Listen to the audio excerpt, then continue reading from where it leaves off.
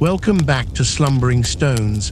Tonight we drift above a desert in southern Peru, over drawings so large they can only be seen from the sky.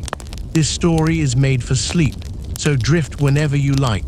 Tell us where you are listening from and what time it is there. Now dim the lights and settle in. For most of history, almost nobody knew they were there. From the ground, the lines read as faint, pale scratches, easy to walk across without ever guessing their shape.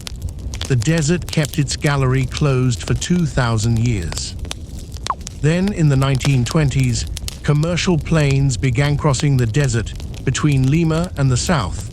Passengers pressed their faces to the little window sand, saw the ground beneath them covered in pictures. A hummingbird as long as a football pitch, a condor with a wingspan of 130 meters, a monkey with a spiral tail, a spider, a whale, and more than 1,000 dead straight lines running to the horizon as if drawn with a ruler. Here is the first surprise of the night. The lines were not difficult to make. The desert floor is dark, sun-baked stone. Sweep it aside, and the ground beneath is pale. A drawing on the pampas, simply a very tidy path. What is remarkable is not the making, but the keeping. This is one of the driest places on Earth, almost without rain, almost without wind at ground level. What you sweep into the desert here, the desert keeps, for 20 centuries so far. So who swept them? A people we call the Nazca, who farmed the river valleys at the desert's edge for most of 1,000 years. We know them best not from buildings, but from what they wove and painted. Their textiles are among the finest the ancient world made, cloaks crowded with birds, cats, and flying figures in colors that have not faded. Look closely at the weaving, and you meet the same creatures that lie on the desert floor.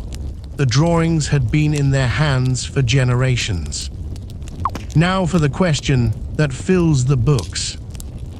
Why draw for the sky when you cannot fly? The first modern answer came on a winter evening in 1941. An American researcher named Paul Kosok stood on a linear sunset on the June solstice and watched the sun go down almost exactly where the line pointed. He called the Pampa the largest astronomy book in the world. A young German mathematician heard that idea and gave it a whole life. Maria Reich measured the lines for decades, living alone at the desert's edge, sweeping the drawings clean with a broom, chasing careless drivers off the Pampa. Peru came to call her the Lady of the Lines. But the sky, examined closely, kept only some of the secrets. Later surveys found that most lines match no star and no sunset. The calendar explains a little. It does not explain a spider the size of a house. So archaeologists went back to the ground and noticed where the lines actually go. Many point toward water, toward the rivers, the wells, the places where the desert gives life. And the great figures are drawn in a single unbroken path, wide enough to walk. The view many scholars hold today is quietly beautiful. The drawings were not made to be seen. They were maldito, be walked. Processions moving through the body of a bird or a spider, step by step, asking the powers of the land for the one thing the desert lacks: water. And yes, we should mention the flying saucers. In the 1970s, a best-selling author suggested the lines were runways for ancient astronauts. Archaeologists sighed, politely and permanently. The Pampa needed no visitors, only sweepers and faith.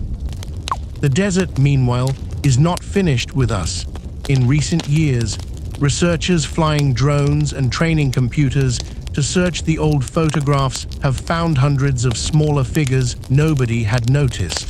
Cats. birds, people. The catalogue is still being written. 2,000 years of wind have not erased the lines, but a single truck can. The Pampa remembers every footprint, so Peru guards it now the way Maria Reich did, only with fewer brooms and more patrols. Working on this episode, one thought stayed with us. We kept asking who the drawings were for, as if art must always have an audience. But perhaps the walkers were the art. The seeing mattered less than the going, which is, if you think about it, not a bad way to fall asleep either.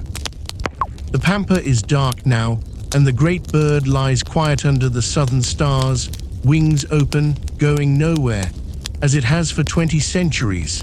Let the question of why rest gently unanswered until morning. The desert keeps its drawings, and the night keeps the desert. Let your breathing slow and let the day go. Good night from slumbering stones.